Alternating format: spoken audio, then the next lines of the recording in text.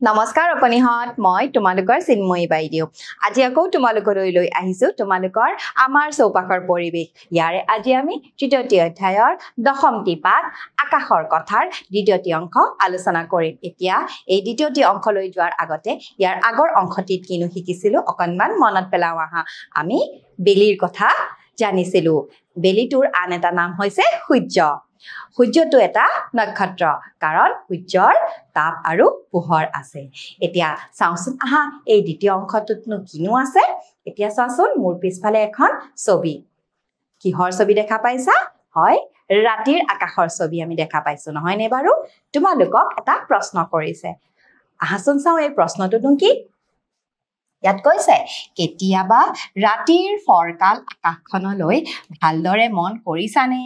আমি কি দেখো বাৰু এতিয়া চোৱাচোন এনেদৰে ফৰকাল ৰাতিৰ আকাশখন তোমালোকে বাৰু কেতিয়াবা দেখিছানে কেতিয়াবা তোমালোকে ৰাতি আকাশলৈ এনেকৈ চোৱানে বাৰু আমি কি দেখা পাওঁ বাৰু কি দেখা পাইছো চোৱাচোন জোন তৰা দেখা পাইছো নহয়নে বাৰু এতিয়া আহাচোন চাওঁ এই ছবিখনৰ বিষয়ে কিনো কৈছে ইয়াত কৈছে আমি ৰাতিৰ আকাশত জিলিকি থকা তৰা কিছুমানক দেখিবলৈ পাওঁ এতিয়া চোৱাচোন এই ৰাতিৰ আকাশত আমি কি দেখা পাওঁ জোনটোৰ লগতে কিছুমান তৰা জিলিকি থকা আমি দেখা পাওঁ নহয়নে বাৰু ইয়াত কৈছে তৰাবোৰৰ কিছুমানক নক্ষত্ৰ আৰু আন কিছুমানক গ্ৰহ আৰু উপগ্ৰহ বোলে এতিয়া চোৱাচোন ইয়াৰে কিছুমান তৰা হৈছে নক্ষত্ৰ আৰু কিছুমান তৰা হৈছে গ্ৰহ আৰু উপগ্ৰহ এতিয়া আমি নক্ষত্ৰ আৰু গ্ৰহ উপগ্ৰহ কেনেকৈ চিনি পাম বাৰু চাওঁচোন আহা নক্ষত্ৰবোৰৰ নিজা পোহৰ আছে এতিয়া চোৱাচোন এই নক্ষত্ৰবোৰৰ নিজা পোহৰ থাকে আৰু সেই ইহঁতে জিলিকি থাকে আৰু তীৰ বিৰাই থাকে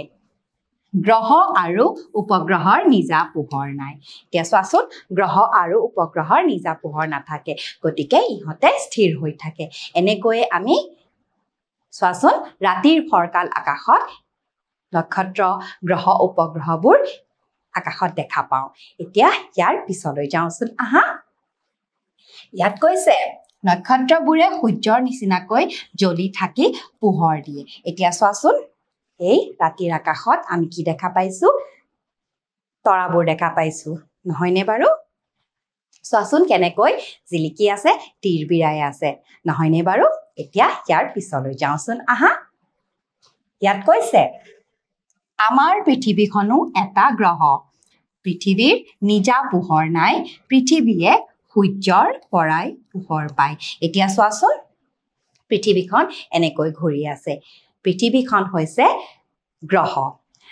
আৰু ইয়াৰ নিজৰ পোহৰ নাই তাপো নাই ই ক'ৰ পৰা লৈছে সূৰ্যৰ পৰা লৈছে সূৰ্যটো এইফালে আছে আৰু চোৱাচোন সেয়ে পৃথিৱীৰ এই ফালটো দেখা পাইছানে পোহৰ দেখা পাইছো আমি আৰু এই ফালটো আমি কি দেখা পাইছো আন্ধাৰ দেখা পাইছো তাৰ মানে পৃথিৱীয়ে পোহৰ ক'ৰ পৰা লৈছে সূৰ্যৰ পৰা লৈছে এতিয়া ইয়াৰ পিছলৈ যাওঁচোন আহা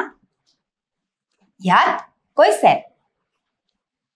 পৃথিৱীৰ পৰা উৎক্ষেপণ কৰা কিছুমান কৃত্ৰিম উপগ্ৰহও আকাশত জিলিকি থকা দেখা যায় এতিয়া চোৱাচোন এয়া হৈছে কৃত্ৰিম উপগ্ৰহ এই কৃত্ৰিম উপগ্ৰহবোৰ আমাৰ পৃথিৱীৰ পৰা উৎক্ষেপণ কৰি এনেকৈ আকাশলৈ এৰি দিয়া হয় এতিয়া চোৱাচোন এই কৃত্ৰিম উপগ্ৰহৰ বহুতো সুবিধা আছে এই কৃত্ৰিম উপগ্ৰহ থাকিলে কি হয় সেই বিষয়ে তোমালোকে তোমালোকৰ ডাঙৰ শ্ৰেণীত পঢ়িবলৈ পাবা গতিকে তোমালোকে কেতিয়াবা আকাশত এনেকৈ কৃত্ৰিম উপগ্ৰহসমূহকো তৰাৰ দৰে জিলিকি থকা দেখা পাবা এতিয়া ইয়াৰ পিছলৈ যাওঁচোন আহা ইয়াত কৈছে তৰাবোৰ আমাৰ পৰা বহু দূৰৈত থকা বাবে আমি সিহঁতক সৰু দেখো আমি তৰাবোৰ দিনত নেদেখো কাৰণ সূৰ্যৰ পোহৰ তৰাৰ পোহৰতকৈ বহু বেছি তীব্ৰ এতিয়া চোৱাচোন এই তৰাবোৰ আমাৰ পৃথিৱীৰ পৰা বহুত দূৰত থাকে আৰু সেয়ে আমি ইহঁতক একেবাৰে সৰু সৰু দেখো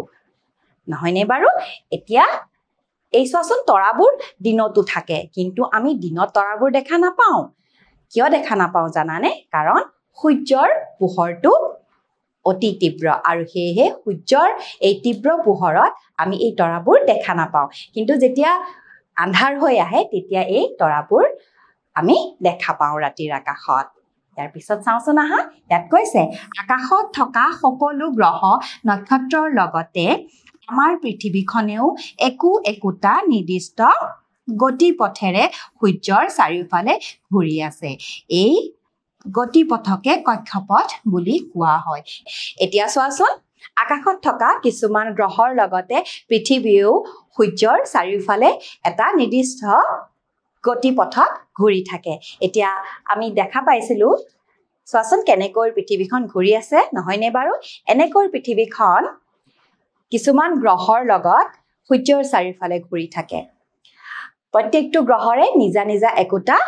গতিপথ থাকে আৰু এই গতিপথক কোৱা হয় কক্ষপথ বুলি এতিয়া আহাচোন চাওঁ এতিয়া চোৱাচোন এইখন হৈছে পৃথিৱী দেখিছানে বাৰু আৰু এয়া হৈছে সূৰ্য আৰু সূৰ্যৰ চাৰিওফালে এনেকৈ এই পৃথিৱীখনে নিজৰ এটা চোৱাচোন কক্ষপথত ঘূৰি থাকে ইয়াত কৈছে পৃথিৱীয়ে নিজ কক্ষপথেৰে সূৰ্যৰ চাৰিওফালে এপাক ঘূৰোতে ৩৬৫ দিন ৬ ঘণ্টা সময় লয় ইয়াক আমি এবছৰ বুলি কওঁ এতিয়া চোৱাচোন পৃথিৱীখন ধৰা এই ঠাইৰ পৰা আকৌ এই ঠাই পাবলৈ এনেকৈ নিজৰ গতিপথেৰে মানে কক্ষপথেৰে এনেকৈ এপাক ঘূৰিব আৰু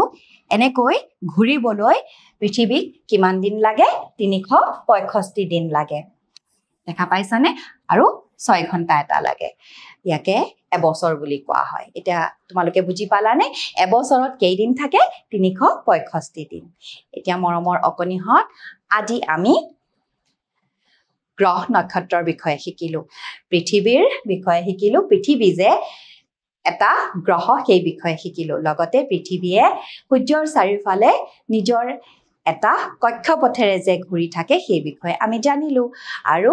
এই কক্ষপথেৰে এপাক ঘূৰিবলৈ পৃথিৱীক কিমান দিন লাগে ৩৬৫ দিন আৰু ৬ ঘণ্টা সময় লাগে গতিকে আহাচোন আমি কিছুমান প্ৰশ্নৰ উত্তৰ কৰো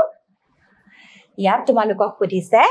সূৰ্যটো হ'ল এটা গ্ৰহ নে নক্ষত্ৰ সূৰ্যটো এটা হয় নক্ষত্ৰ ইয়াৰ পিছত কৈছে পৃথিৱীয়ে নিজ কক্ষপথেৰে সূৰ্যৰ চাৰিওফালে এপাক ঘূৰোতে কিমান দিন লাগে হয় ৩৬৫ দিন আৰু কেই ঘণ্টা লাগে ৬ ঘণ্টা সময় লয় গতিকে মৰমৰ অকণিহঁত আজি আমি এই আকাশৰ কথাৰ দ্বিতীয় অংশটি ইমানতে অন্ত পেলাইছো পৰৱৰ্তী অংশলৈ পুনৰবাৰ তোমালোকৰ লগত উপস্থিত হ'ম আজিৰ কাৰণে আহিছো নমস্কাৰ